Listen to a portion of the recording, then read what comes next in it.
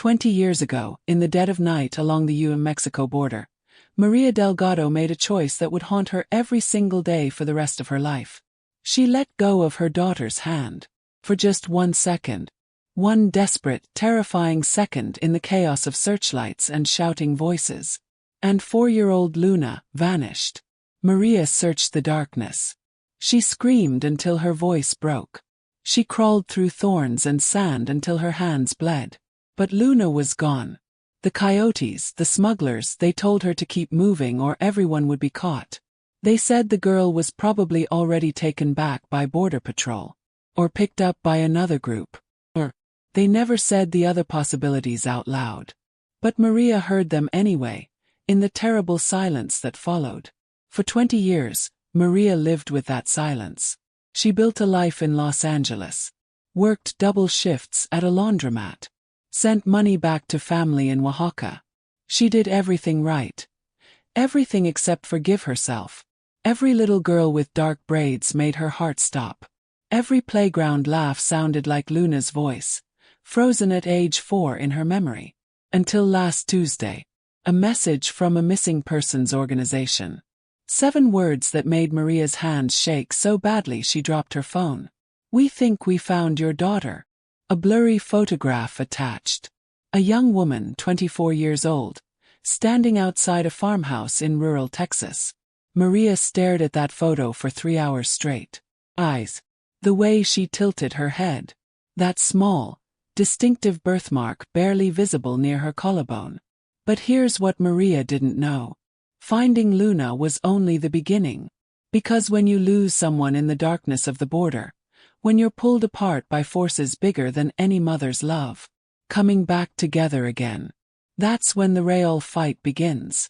This is the story of what happened when Maria Delgado traveled to a small town in Texas, called out a name she hadn't spoken in 20 years, and a young woman turned around.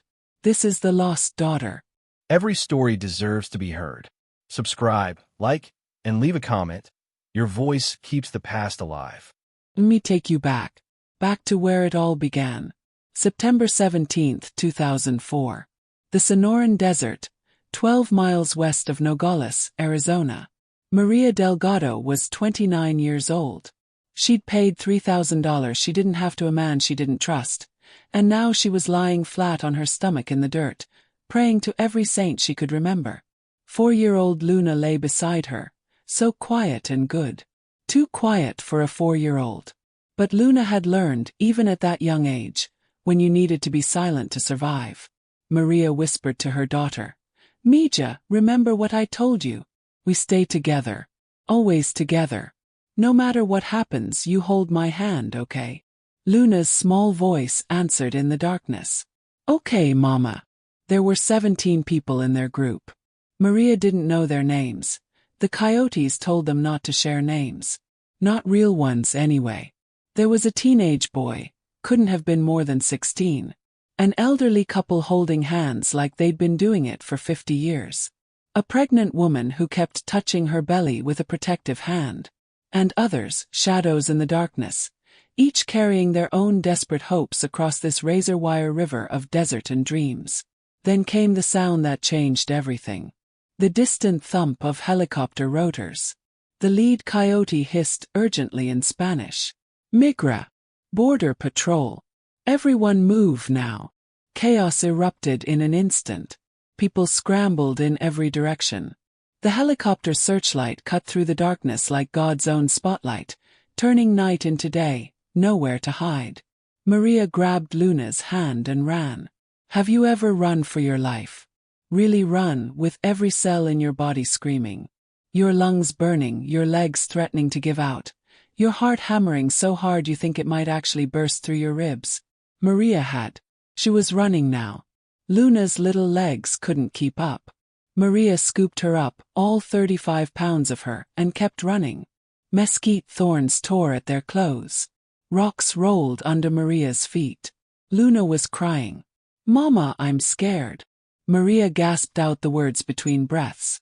"I know, baby, I know. Just hold on tight. Hold on to Mama."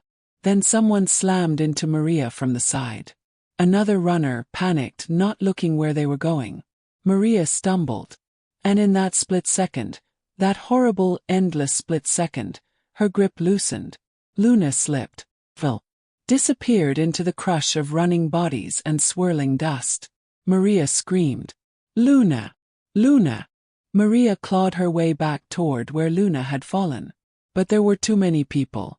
Everyone running, shoving, desperate to escape the lights and the sirens and the agents with guns and badges who could send you back to the very place you'd risked everything to leave. The coyote grabbed Maria's arm roughly. Keep moving. You want to get caught. Leave her.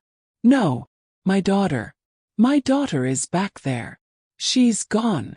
They probably already got her. You want them to get you too. Move. He shoved Maria forward into the running crowd. She fought against the tide, but it was like fighting the ocean. Too strong. Too many people. The helicopter's light swept over her, and instinct took over. She dove behind a boulder, pressed herself flat, made herself small. And when the light moved on, when the helicopter thundered away to the east, when the shouts and the running footsteps faded, Luna was gone. Maria searched for 3 hours. She called Luna's name until her voice was completely gone, just a broken whisper. She stumbled over rocks and through brush, tearing her hands on thorns, not feeling any of it. As dawn began to gray the eastern sky, Maria finally collapsed. She'd lost her daughter in the darkness between two countries, in that lawless space where hope goes to die.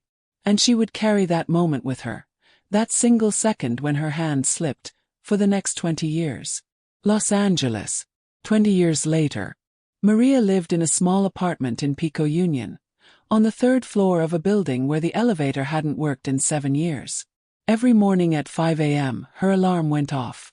Every morning, she got up, made coffee, and reported to Valley's laundromat on 8th Street. She'd been working there for 18 years. To the customers who came in, Maria was just the quiet woman who folded their shirts perfectly and never forgot which detergent they preferred. To her co-workers, she was reliable Maria, who picked up extra shifts and never complained. Nobody knew about Luna. Well, that's not quite true. Maria's sister Luz knew. Luz, who'd made it across the border 6 months after Maria, who'd held Maria through countless nights of tears and guilt. One Sunday afternoon, Luz called. Maria. You okay? You didn't call me back yesterday. Maria's voice was tired. I'm fine, Hermana. Just working. It's Sunday. I picked up Jorge's shift. He has his son this weekend. Maria. When's the last time you took a day off? There was a pause. I don't know. I don't need days off. Work is good. Work keeps me busy. Busy. That was Maria's religion now. Work, work, work. Because when you're working, when your hands are moving and your mind is focused on getting coffee stains out of white tablecloths, you can't think about. Today's the 17th, Luz said quietly. The silence stretched long between them. I know, Maria finally whispered. You want me to come over? No, I'm okay. Really. September 17th. The anniversary. 20 years exactly. Maria hung up the phone and sat on her small couch, in her small apartment, in the massive city where she'd learned to be invisible. She opened the drawer of her coffee table, the one drawer she never let anyone else touch, and pulled out a small pink backpack. Luna's backpack. The one she'd been carrying that night. Inside. A small stuffed rabbit, worn and faded. A child's bracelet with plastic beads. A photograph, creased and faded, of Maria and Luna taken at a street fair in Oaxaca, 6 months before they left. Luna was grinning in the photo, face covered in bright blue raspberry ice. Maria was laughing, young and unbroken. Maria didn't cry anymore. She'd run out of tears years ago. But she held that photograph and let herself remember. I'm sorry, Mija, she whispered to the photo. I'm so sorry. She never knew what happened to Luna that night. The coyotes group scattered. Those who made it through moved on, started new lives, never looked back. Looking back was dangerous. Maria tried to search, but how do you search for a child lost in that no-man's land? Do you call the border patrol and admit you were crossing illegally? Do you go back to Mexico and risk everything you fled from? She hired a private investigator once, 3 years later, spending every penny she had. He searched for 6 months and found nothing. No death certificate. No hospital records. No Jane Does matching Luna's description. Nothing. That was somehow worse than finding a grave. At least a grave would be an answer. Nothing was just endless possibility. Endless hope twisted into torture. Luz had tried to comfort her once. Maybe that's good, Maria. Maybe it means she's alive somewhere. Maybe a family found her, took her in, gave her a good life. But Maria's mind always went to darker places. Or maybe traffickers took her. Maybe she's been suffering for 20 years while I'm here, safe, doing nothing. Maria learned to live with the not knowing. You can learn to live with anything if you have to. The human heart is resilient that way. It breaks, but it keeps beating. She sent money to her mother back in Oaxaca every month. She went to Mass on Sundays. She had coffee with Luz on Tuesday evenings. She existed. But she never dated. Never had other children. Never even entertained the possibility. How could she? Part of her was still in that desert, still searching through the darkness, still calling a name that would never answer. Which is why, when her phone buzzed with an email notification on that Sunday afternoon, September 17th, 20 years to the day, Maria almost didn't check it. The subject line read, "Missing Persons Alert, Potential Match Found." Maria's heart stopped. The email was from the Border Angels, a missing persons organization that specialized in cases like Luna's. Maria had registered with them 12 years ago and honestly forgotten about it. Another dead end in a long line of dead ends. For now, Maria read aloud, her voice shaking. "Dear Ms. Delgado, we believe we may have located information regarding your daughter, Luna Maria Delgado, missing since September 2004. Please call us at your earliest convenience. This is time sensitive." Maria's hand shook so badly she dropped the phone. Time sensitive. After 20 years of silence. Could it really be? Maria called the number 17 times before someone finally answered. It was 6 p.m. on a Sunday. The office was technically closed, but after her 14th call, someone took pity on her. "Border Angels, this is Caroline." Maria was breathless. "My name is Maria Delgado. Got an email about my daughter, Luna. They said you found." Okay, slow down. Let me pull up your file. "Delgado, you said." There was the sound of typing. "Got it. Okay, Ms. Delgado, I'm going to transfer you to Agent Marcus. He's been handling your case. Hold on." Maria paced her tiny apartment. Phone pressed to her ear so hard it hurt. Seconds felt like hours. Each moment of hold music was an eternity. Then a man's voice came on the line. Professional but kind. "Ms. Delgado. This is Agent Tom Marcus. Thank you for calling back so quickly. Is she alive? Please just tell me, is my daughter alive? Ms. Delgado, I need you to understand we don't have confirmation yet. But we do have a lead. Strong lead. And we wanted to reach out to you immediately. Tell me, please." 3 weeks ago we received a tip through our network. A social worker in Texas noticed a young woman who had some unusual gaps in her background. No birth certificate on file, no medical records before age 5, raised by parents who weren't biologically related to her. Maria sank onto her couch, legs unable to hold her. Agent Marcus continued. The parents claimed they found her abandoned near the border in 2004. They said they reported it, but there's no official record. They just took her in, raised her as their own. Maria whispered, 2004. That's when. I know. I have your file right here. September 17th, 2004. Near Nogales. Where is she? Can I see her? She's living in a small town called Marfa, in West Texas. Ms. Delgado, I have to be honest with you, we need to be cautious here. The age is right, the timeline matches, but we don't want to get your hopes up prematurely. I'm emailing you a photograph. It's not great quality, but maybe you can tell us if Maria's phone buzzed with the email notification. She put Agent Marcus on speaker and opened the email with trembling fingers. The photograph loaded slowly. Her internet connection was terrible, line by line revealing a face that made Maria's world tilt sideways. A young woman, mid-20s, standing outside a farmhouse. Long dark hair pulled back in a ponytail. Brown skin kissed by the Texas sun. Looking off to the side at something outside the frame, caught mid-laugh. And there, right there on her neck, barely visible, a small birthmark, shaped like a crescent moon. Maria's voice broke. "Luna. Ms. Delgado. Can you hear me?" "Her birthmark," Maria said, crying now. "She has her birthmark. I used to kiss it every night before bed. I used to tell her that's why we named her Luna, because she was born under a crescent moon. That's her.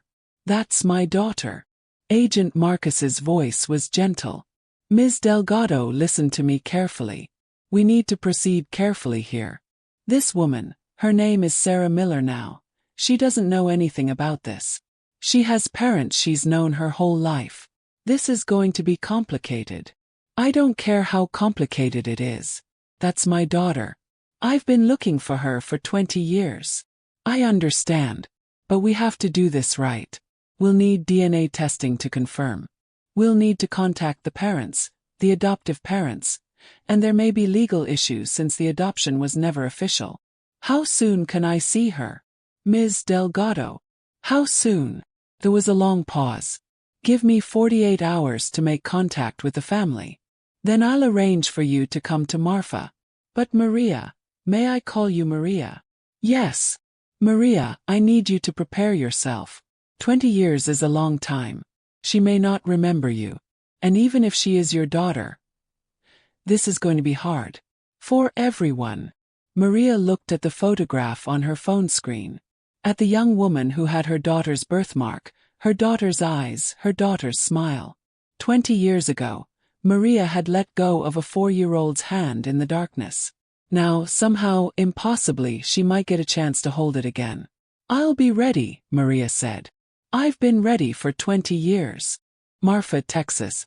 Population 1,700. If you've never been to West Texas, let me paint you a picture. It's high desert country, big sky and bigger silence. The kind of place where you can see a storm coming from 50 miles away. The kind of place where everyone knows everyone and strangers are noticed." The Miller family had lived outside Marfa for 3 generations. Frank and Diane Miller ran a small ranch, mostly cattle, some horses. Good people by all accounts, church every Sunday, helped their neighbors, raised their daughter right. Sarah Miller. Though that wasn't the name she was born with. Sarah was sitting on the porch of the Miller farmhouse, talking to Agent Marcus. She'd been blindsided by his visit, this stranger appearing at her door asking uncomfortable questions about her past. Her voice had a warm Texas accent. "You want to know what I remember? Honestly, not much. I have these fragments like pieces of a dream. Speaking a different language, Spanish, I guess. Singing. Someone singing to me. And darkness. Running through darkness. And your parents, Frank and Diane, they told you they found you? Near the border, yeah. I was maybe 4 or 5 years old. Wandering alone. They said they tried to find my family, tried to report it, but there was nothing. No missing persons report, no one claiming me. So they just kept me. You never questioned it." "Of course I questioned it. But what was I supposed to do? They were good to me. They are good to me. They gave me a home, sent me to school, loved me. Yeah, sometimes I wondered about my birth family, but I figured if they wanted me, they would have looked harder." There was an edge to Sarah's voice now. 24 years of security suddenly felt fragile. Agent Marcus chose his next words carefully. "Ms. Miller, Sarah, what if I told you someone was looking? What if someone never stopped looking?" Sarah went very still. "What are you saying?" "A woman in Los Angeles. Maria Delgado. She filed a missing persons report for her daughter in 2004. The details match your timeline exactly. And He pulled out a printed copy of the photograph Maria had been holding for 20 years. The one from the street fair in Oaxaca. He pointed to the little girl's neck. Do you see that birthmark? Sarah's hand unconsciously went to her own neck. To the crescent-shaped mark she'd had her whole life. That could be anyone. She says she used to kiss that birthmark every night before bed. She says that's why she named her daughter Luna. Because she was born under a crescent moon. Sarah stood up abruptly, arms wrapped around herself. I don't know what you want me to say. I don't want you to say anything. I just want you to consider taking a DNA test. To know for sure. And if it matches, what then? Some stranger shows up and says, "Hey, I'm your real mom, and I'm just supposed to what? Abandon the parents who raised me. The people who were actually there." Agent Marcus's voice remained calm. No one's asking you to abandon anyone. But don't you want to know the truth? Sarah turned away, looking out over the Texas plains stretching endlessly under the big sky. This land had shaped her. These people had made her. The idea that it might all be built on something else, something missing, something lost. When I was 7, Sarah said quietly, I asked my mom, Diane, why I didn't look like her and Dad. Why my skin was darker, my hair was different. She said God makes families in all kinds of ways. She said love is what makes a family, not blood. She's not wrong. But you're here telling me blood matters too. I'm here telling you that somewhere in Los Angeles, there's a woman who has spent 20 years wondering what happened to her child, who has carried that loss every single day, who never stopped hoping. Sarah's voice hardened. And where was she 20 years ago? When I was scared and alone. When I needed someone. She was in that same desert, Sarah. Searching for you until dawn. Calling your name until she had no voice left. She didn't leave you. She was torn away from you. Sarah's shoulders shook. She didn't cry. She'd learned young that tears solved nothing on a ranch, but the tremor in her voice gave her away. I have a good life here. Simple life. I help Dad with the cattle. I work part-time at the feed store. I have friends, a community. Why would I want to blow all that up? Maybe you wouldn't. But this woman, Maria, she's coming to Marfa. She just wants to see you. Just once. That's all she's asking. What if I don't want to see her? Then you don't have to. But Sarah, what if you do? The question hung in the air between them like the desert dust, settling slowly, impossible to ignore. Sarah finally turned back to face Agent Marcus. Her jaw was set, but her eyes betrayed her. Curiosity, fear, and something else. Something that looked almost like hope. When? She asked. 2 days. She's flying in Wednesday afternoon. And you want me to just... What? Meet her at the airport with a sign that says, Welcome, Mom? I was thinking somewhere neutral. The diner on Main Street, maybe. Public. No pressure. Sarah laughed, but there was no humor in it. No pressure. Right. Will you do it? Sarah looked back out at the land she'd always called home. At the only life she'd ever known. At the certainty that was about to crack open like the desert earth after a drought. I need to talk to my parents first. They deserve to know what's happening. Of course. And I'm not promising anything. I'll meet her. I'll listen. But that's all. That's all anyone's asking. But they both knew it wasn't true. Maria was asking for much more than that. She was asking for 20 years back. She was asking for her daughter. And Sarah, or Luna, or whoever she really was, wasn't sure she could give that to anyone. Not even to the woman who had spent 2 decades searching in the darkness. Maria's hands wouldn't stop shaking. She'd been sitting in the Marfa diner for 20 minutes, at a booth in the back corner like Agent Marcus had suggested. A cup of coffee sat untouched in front of her, going cold. She'd read the menu 4 times without absorbing a single word. The diner was classic small-town Texas. Red vinyl booths, checkerboard floor, a jukebox in the corner that probably hadn't worked since the 80s. The waitress, her name tag said Betty, had refilled Maria's coffee twice and asked if she was waiting for someone. Yes, Maria had said. My daughter. Betty had smiled and walked away, not knowing she'd just heard a prayer 20 years in the making. Agent Marcus sat across from Maria, nursing his own coffee. He'd offered to give them privacy, but Maria had asked him to stay. She needed someone there. Someone who understood what this was. She's late, Maria said, checking her phone for the 100th time. 5 minutes. That's nothing. What if she doesn't come? She'll come. What if she takes one look at me and leaves? Maria. Agent Marcus's voice was firm but kind. Breathe. Whatever happens, happens. You've waited 20 years. You can wait 5 more minutes. But Maria didn't know if she could. Her heart was beating so fast she thought she might actually pass out. Every time the door opened, her head snapped up. But it was always someone else. A rancher ordering lunch to go. A couple of teenagers getting milkshakes.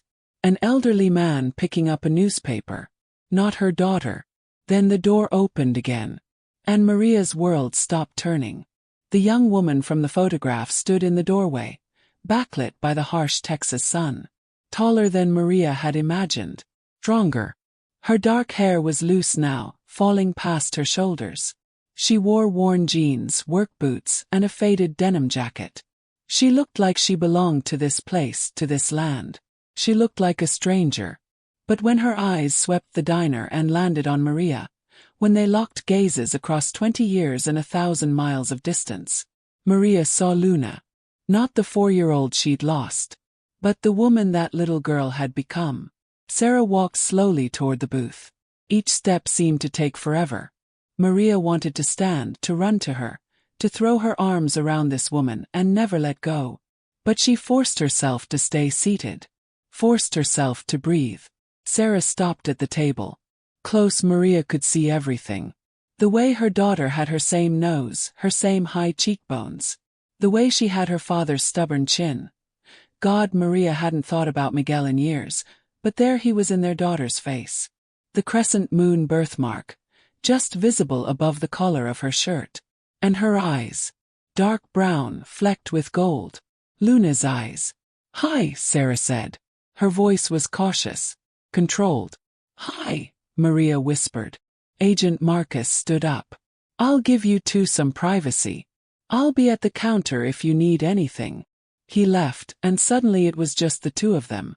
Mother and daughter. Strangers. Sarah slid into the booth across from Maria. For a long moment, neither of them spoke. They just looked at each other, trying to find 20 years in a single glance. Finally Maria spoke. Thank you for coming. Agent Marcus said you flew all the way from Los Angeles. I would have flown from anywhere. I would have walked if I had to. Sarah's jaw tightened. Why now? Why after all this time? The question was a dagger, but Maria understood it. Deserved it even. I never stopped looking, Maria said. Not for one day. I filed police reports. I hired investigators. I registered with every missing persons database I could find. But you were lost in a place where people disappear. Where there are no records, no trail. I didn't know if you were alive or dead. And when I couldn't find anything, when there was nothing to find, I thought maybe you were gone. Maybe the desert had taken you. The desert didn't take me. 2 people did. They took me in. Gave me a home. I know. And I'm grateful for that. I'm grateful someone found you and kept you safe. But they weren't supposed to be the ones raising you. That was supposed to be me. Sarah's voice rose slightly. You let go of my hand. There it was. The truth they'd both been dancing around. Maria's eyes filled with tears. I know. Agent Marcus told me what happened. About the border patrol, about running. But you let go. I fell. Someone knocked into me and I fell and you slipped from my grip and I tried. God, Sarah, I tried so hard to get back to you. But there were too many people and the coyote dragged me away and then the lights came and I had to hide and... Maria's voice broke completely. She buried her face in her hands. I'm sorry. I'm so sorry. I've said those words every day for 20 years and they've never been enough. They'll never be enough. I let go of your hand and I lost you, and there's nothing I can do to fix that. Sarah sat rigid across from her, arms crossed, walls up. But Maria saw the tremor in her shoulders. Saw the way her eyes were too bright. Do you remember me at all? Maria asked quietly. Sarah looked away. I don't know. Maybe. I have these dreams sometimes. Someone singing. A lullaby in Spanish. And the smell of, I don't know, flowers. Or maybe cooking. Something sweet. Maria's breath caught. Canela. Cinnamon. I used to make arroz con leche every Sunday. You loved it. I love arroz con leche now. Diane makes it sometimes and I never understood why it made me feel so homesick. Sarah met her eyes again. How can I be homesick for something I don't remember? Because your body remembers even when your mind doesn't. Because home isn't just a place. It's a person. It's a feeling. Sarah shook her head. You talk about home, but my home is here. With Frank and Diane. They're my parents. I know they are. And I'm not trying to take that away from you. I'm not trying to take you away from them. I just wanted to see you. To know you were okay. To tell you that I never stopped loving you. Not for 1 second of one day in 20 years. How can you love someone you don't even know? Because I knew you. Carried you for 9 months. I sang to you before you were born. I held you when you took your first breath. I taught you your first words. I kissed your scraped knees and chased away your nightmares and counted your fingers and toes 1,000 times just to make sure you were real. You were mine, Sarah. Luna. You were mine and I was yours, and one terrible night took that away from both of us. A tear slid down Sarah's cheek. She wiped it away angrily. I can't just start calling you Mom. I don't expect you to. And I can't just leave my life here. My family here. I'm not asking you to. Then what are you asking for? Maria reached across the table, slowly, giving Sarah time to pull away if she wanted. He didn't. Maria's hand hovered over Sarah's, not quite touching. A chance, Maria whispered. Just a chance to know you. To be part of your life in whatever way you'll let me. That's all. Sarah looked down at their hands. So close but not touching. A gap that represented 20 years of absence. Then slowly Sarah's hand moved. Just an inch. Just enough. Their fingers touched. And Maria felt something she hadn't felt in 20 years. Her daughter. Betty the waitress appeared at their table, oblivious to the moment she was interrupting. Can I get you ladies something to eat? Sarah pulled her hand back, wiping her eyes. Just coffee. Black. Coming right up, hon. Betty left. The moment was broken but not shattered. Something had shifted between them. Something small but significant. Sarah took a shaky breath. Agent Marcus said you wanted me to take a DNA test. Only if you want to. For yourself, not for me. I don't need a test to tell me what I already know. But I thought, maybe you'd want to be sure. And if it comes back positive, then what? Then we figure it out. Together. Whatever that looks like. Sarah nodded slowly. Okay, I'll do it. But I need time, Maria. I need time to process all this. And I need you to understand that no matter what the DNA says, Frank and Diane Miller are my parents. They raised me. They loved me when no one else was there to. I understand. And I don't want to take that away from you. Parents aren't replaceable. But maybe. Maria's voice broke again. Maybe there's room for more than two. Maybe I can't be your mom the way Diane is. But maybe I can be something. Friend. A part of your life. Maybe, Sarah said. But there was something in her voice. Not acceptance, not yet. But not complete rejection either. Oh. Fragile and uncertain, but there. They sat in that diner for 2 more hours. They didn't talk about the big things. Instead, Maria asked Sarah about her life. About the ranch, about growing up in Marfa, about her favorite books and movies and what she liked to do on weekends. And Sarah slowly, carefully began to share. She told Maria about learning to ride horses when she was 7. About her high school graduation. About the time she'd accidentally left the gate open, and Frank's cattle had gotten loose, and it took 3 days to round them all up. She didn't ask Maria about her life. Not yet. But she listened. And when they finally stood to leave, when Sarah said she needed to get back to help with the evening feeding, she hesitated at the door. Will you still be here tomorrow? Maria's heart leaped. As long as you want me to be. I think I'd like to see you again. If that's okay. That's more than okay. Sarah nodded. Then, awkwardly, stiffly, she leaned in and gave Maria a brief, careful hug. It lasted maybe 3 seconds. But it was the first time Maria had held her daughter in 20 years. And when Sarah pulled away and walked out into the bright Texas sunlight, Maria sat back down in the booth and finally let herself cry. Not tears of grief this time. Tears of something she'd almost forgotten how to feel. Relief. Oh. The DNA results came back 3 days later. 99.9% probability of biological relationship. Agent Marcus delivered the news to both Maria and Sarah separately, giving them time to process before they saw each other again. Maria was in her hotel room, a small place on the edge of town, when she got the call. She'd known it would be positive. Had known it from the moment she saw the photograph. But having it confirmed, having it official, made it real in a way it hadn't been before. Luna. Her Luna. Alive and found. She called Luz immediately. Humana, she said, her voice trembling. It's her. The DNA came back. It's really her.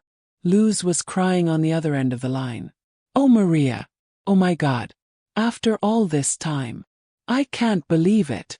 I keep thinking I'm going to wake up and it'll all be a dream. What happens now? I don't know. She wants to see me again.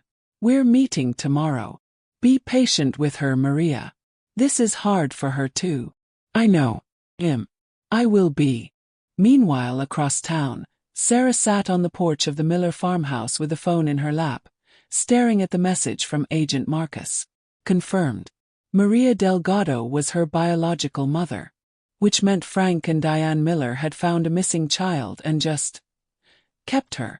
Never filed an official report. Never tried to find her real family.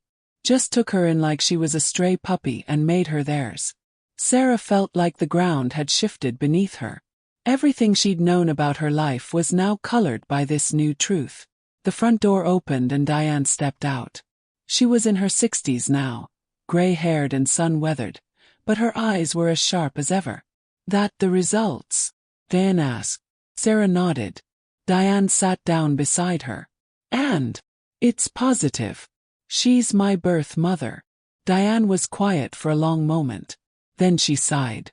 I suppose we need to talk about what happened. Really talk about it. Yeah. I think we do. Diane folded her hands in her lap. We found you on a service road about 10 miles from the border. Middle of the night. Frank and I were driving back from Alpine after visiting his brother. You just appeared in our headlights, walking down the road in the dark. Couldn't have been more than 4 or 5 years old. And you just took me. We didn't just take you. We pulled over, we tried to talk to you, but you didn't speak much English. You were terrified. We called the sheriff's office from the gas station in town. They said they'd send someone out, but it was going to be a few hours. So we took you back to our place, gave you something to eat, let you sleep. Sarah waited. The deputy came the next morning. Took a report. But there was nothing. No missing persons reports matching your description. No one claiming you. He said you'd probably been left behind by smugglers, that it happened sometimes. Said you'd go into the foster system. Probably get deported eventually since there was no record of you being a citizen. So you decided to keep me instead. Diane's voice was firm. We decided to give you a home. Real home. Was it legal? Well, was it right? Believe it was. You needed a family and we needed. Well, we'd been trying for years to have a child of our own. God doesn't always give you what you want the way you expect it. You could have tried harder to find my real family. Maybe. But Sarah, you have to understand, this was 2004. Immigration was a mess, especially on the border. Kids disappeared into the system all the time. We thought we were saving you from that. We thought we were doing the right thing." Sarah's voice cracked. "But my mother was out there looking for me. For 20 years. I know that now. And I'm sorry. Truly am. But Sarah, I need you to know something." Diane reached over and took Sarah's hand. "We love you. We've loved you from the moment we found you on that road. You're our daughter. DNA doesn't change that. But it does change things. I have a biological mother who never stopped looking for me. Who lost me and spent 20 years grieving me. How am I supposed to just ignore that? You're not. And I'm not asking you to. But you're also not supposed to throw away 24 years of being our daughter." Sarah pulled her hand away. "I don't know what I'm supposed to do. I don't know how to be two people's daughter. You're not two people's daughter. You're your own person. And you get to decide what your relationships look like. Not me. Not Frank. And not Maria either. You." Sarah stood up, pacing the porch. "I'm going to see her again tomorrow." "I know. Are you okay with that?" Diane was quiet for a moment. Then she smiled, sad but genuine. "No. But I'm going to be. 'Cause you need this. And because that woman deserves a chance to know what happened to her child. Thank you. Just promise me something." "What?" "Promise me you'll come home. After you see her, after you figure out what all this means. Promise me you'll come home. This is your home, Sarah. No matter what else changes." Sarah looked at the woman who'd raised her. The woman who'd taught her to ride horses and braid her hair and face down bulls without flinching. The woman who'd been there for every birthday, every scraped knee, every nightmare. "I promise," Sarah said. And she meant it. But she also knew that after tomorrow, after she truly acknowledged Maria as her mother, nothing would ever be quite the same. The next day, Maria and Sarah met at the edge of town, at a small park overlooking the desert. Maria was already there when Sarah arrived, standing by the fence, looking out at the endless expanse of sand and sage and sky. Sarah approached slowly. "Hi," she said. Maria turned, and her face lit up in a way that made Sarah's chest hurt. "Hi." They stood there for a moment, awkward and uncertain. Then Maria did something that surprised both of them. She began to hum. A melody Sarah didn't recognize but somehow knew. A lullaby, soft and sweet, in Spanish. And suddenly Sarah was crying. Because her body remembered even if her mind didn't. That song. That voice. That feeling of being held and safe and loved.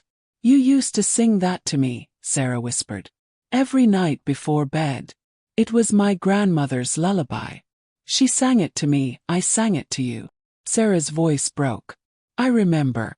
I don't remember the words or the melody exactly, but I remember the feeling. Someone singing to me in the dark." Maria reached out, cupping Sarah's face in her hands.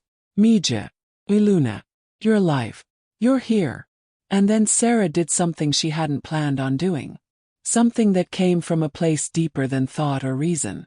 She fell into Maria's arms and held on tight. They stood there like that for a long time, mother and daughter, crying together under the vast Texas sky. When they finally pulled apart, both of them laughing through their tears, Sarah said, "I don't know how to do this.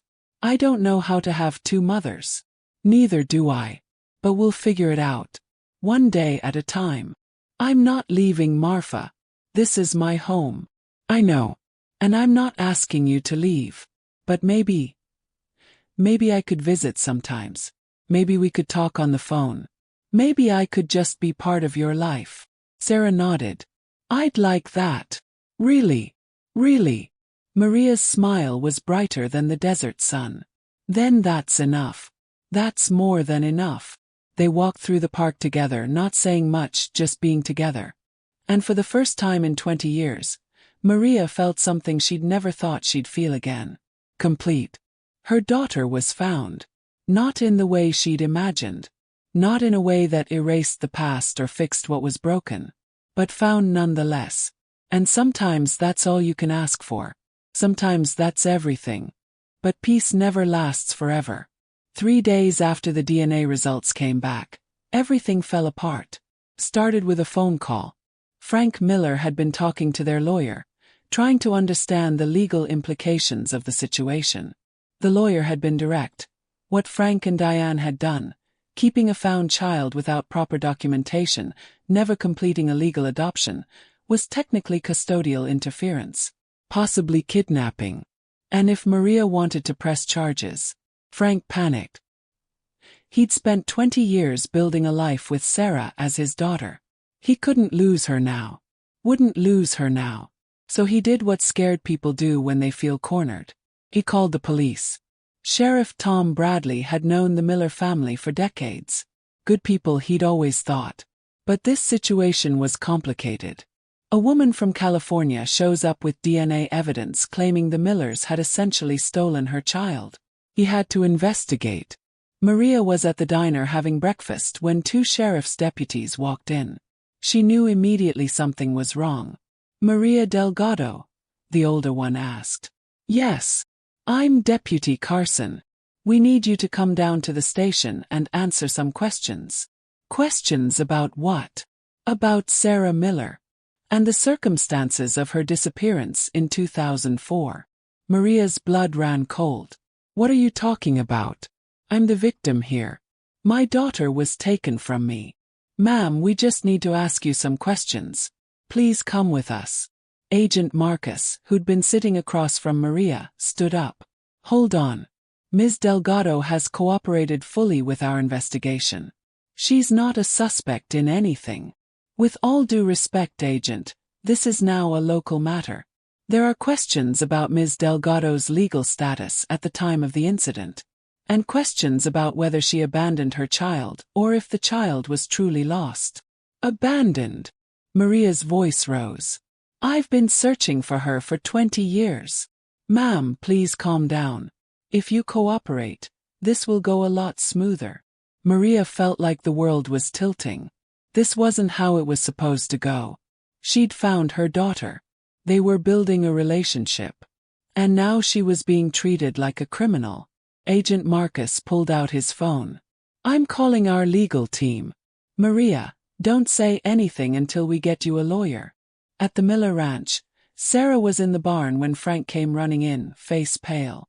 "Sarah, you need to come inside. Now." "What's wrong?" "The sheriff's office just called. They're questioning Maria. And they want to talk to you too." Sarah's stomach dropped. "Questioning her about what?" "About what happened 20 years ago. About whether she abandoned you." "That's ridiculous. She didn't abandon me. She lost me. But we don't know that for sure, do we? We only have her word for it." "Sarah, honey, you need to think about this carefully. This woman shows up out of nowhere, claims to be your mother, and suddenly our whole family is under investigation. Maybe she's not who she says she is. Maybe this is some kind of scam." "A scam?" "Dad, the DNA came back positive. DNA can be manipulated. Money can motivate people to do terrible things." Sarah stared at her father, the man who'd raised her, taught her everything she knew, and saw fear in his eyes. Not just fear of losing her. Fear of consequences for what he'd done. "You're trying to discredit her because you're scared," Sarah said quietly. "You're scared you're going to get in trouble for keeping me. I'm scared I'm going to lose my daughter. I'm 24 years old. You can't lose me. I'm not a child anymore. But you're pulling away from us. Ever since she showed up, you've been different. Distant." "I'm not different. I'm just trying to understand who I am. Where I came from. You came from us. We raised you. But you didn't give birth to me. You're not my biological parents. And you kept that truth from me, Dad. You made choices about my life without telling me what really happened."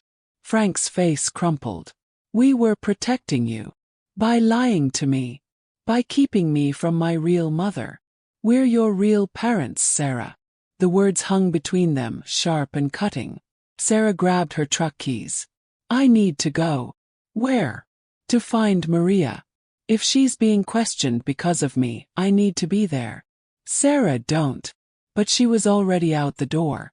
At the sheriff's station, Maria sat in a small interrogation room with Agent Marcus and a lawyer from the Border Angels organization. Sheriff Bradley and Deputy Carson sat across from them.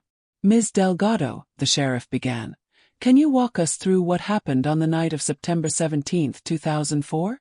Maria did. She told them everything. About fleeing violence in Oaxaca. About paying the coyotes. About running through the desert. About losing Luna in the chaos. And after you lost her, what did you do?" "I searched. All night. Until dawn. And then, the group had scattered. The coyote who was supposed to get us across the border was gone. I didn't know what to do. I was terrified that if I went to the authorities, I'd be deported and I'd never find her. So you entered the country illegally and stayed." "Yes. And you didn't file a missing persons report for 3 years." "I filed one in Mexico. But I was afraid to file one here because of my status. So you prioritized staying in the country over finding your daughter." Maria's lawyer cut in sharply. "Sheriff, that's not a fair characterization. My client was in an impossible situation. She was a victim of circumstance and a broken immigration system. I'm just trying to establish the facts." The door to the interrogation room burst open. Sarah stood there, breathless, eyes blazing. "Stop. Stop this right now." Sheriff Bradley stood. "Ms. Miller, you can't be here." "Yes, I can. You're questioning her about me. I have a right to be here. This is an official investigation." "Into what?" "Into whether my mother abandoned me." "I didn't. I was there. I remember." Everyone in the room froze. Maria's voice was barely a whisper. "You remember?" Sarah nodded, tears streaming down her face. "Not everything. But I remember running. I remember being scared. I remember you holding my hand and then falling. And you calling my name. Over and over. I remember hiding in the dark and hearing you calling for me but not being able to find you." She turned to the sheriff. "She didn't abandon me.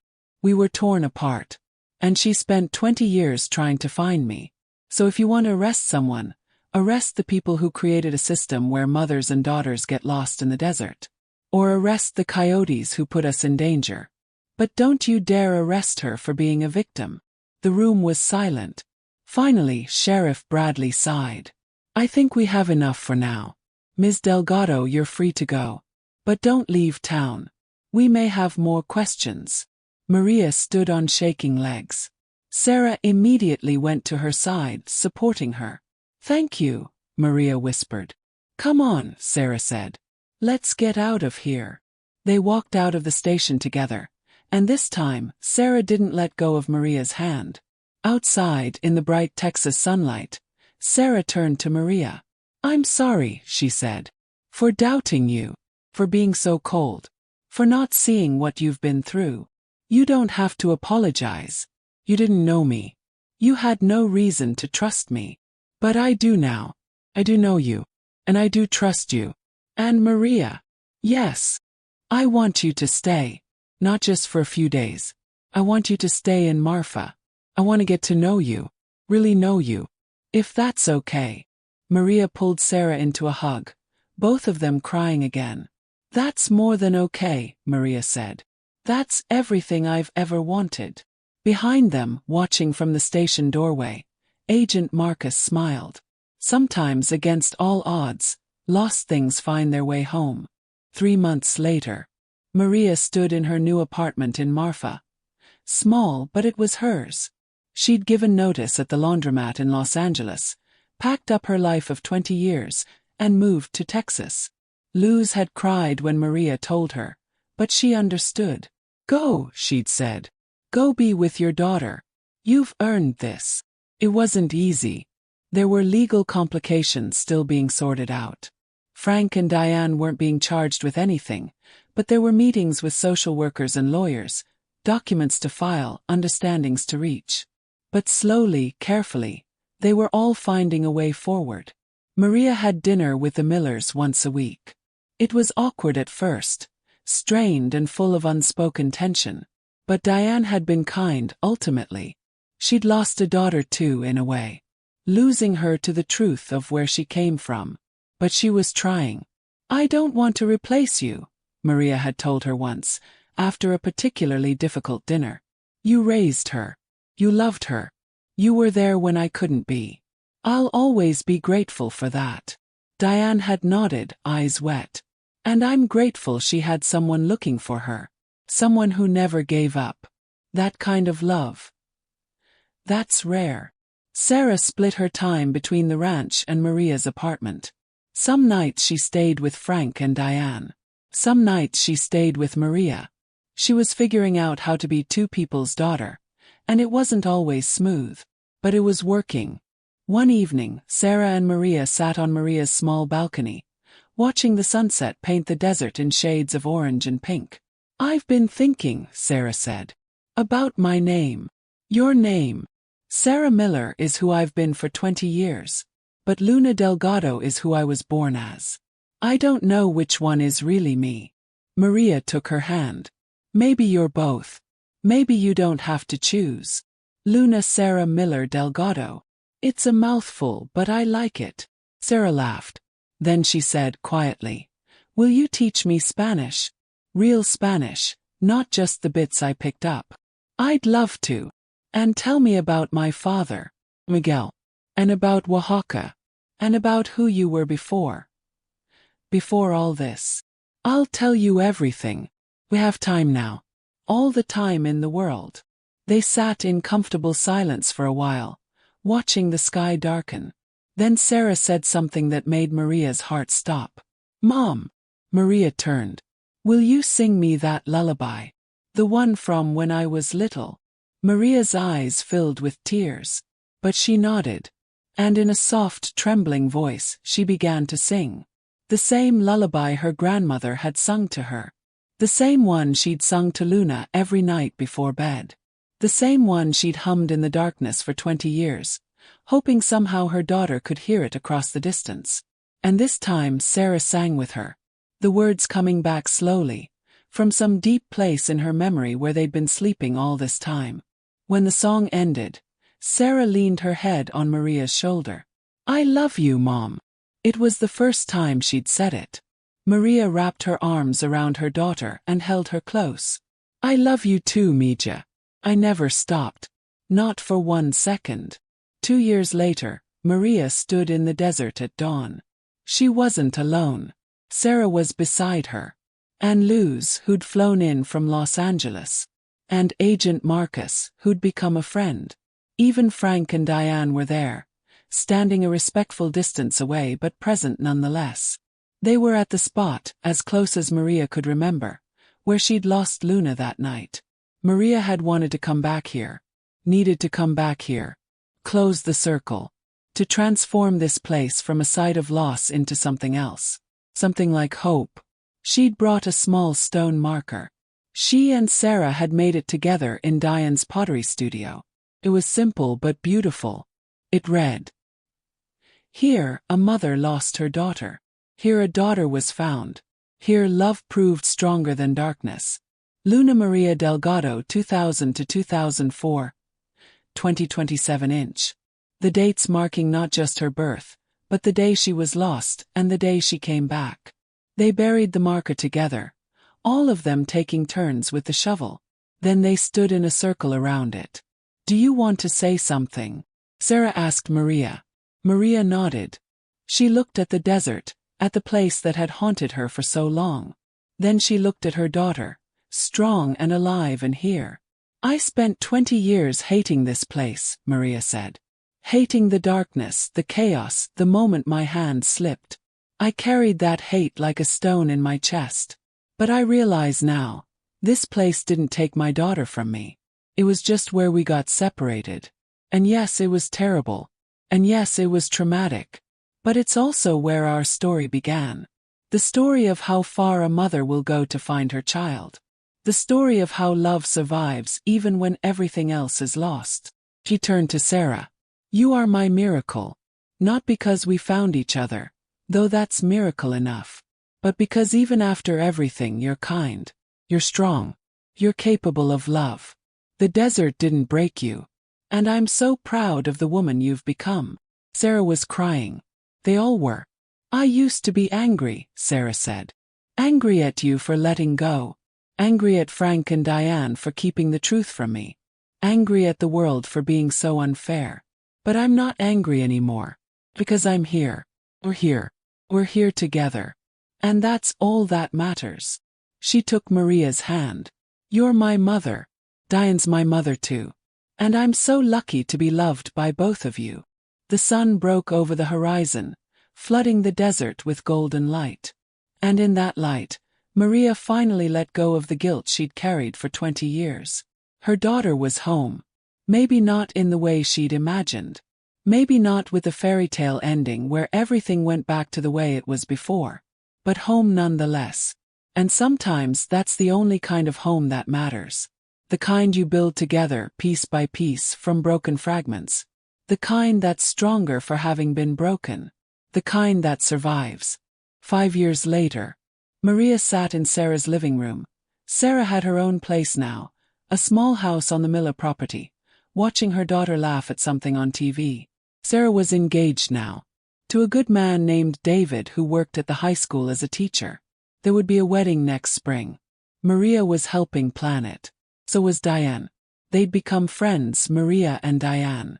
Strange friends, bound together by loving the same person. But friends nonetheless.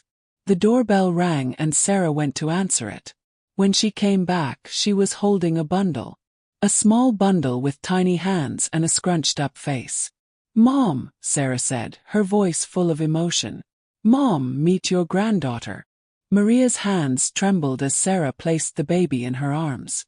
"Her name is Luna," Sarah said. "Luna Grace. After the name you gave me. The name I was born with." Maria looked down at the tiny face, at the small fingers curling around hers, at the crescent-shaped birthmark on her neck. Birthmarks running in families, just like her own Luna had had. And Maria understood that this was the real ending. Not finding Sarah. Not reuniting after 20 years. But this. New life. New hope.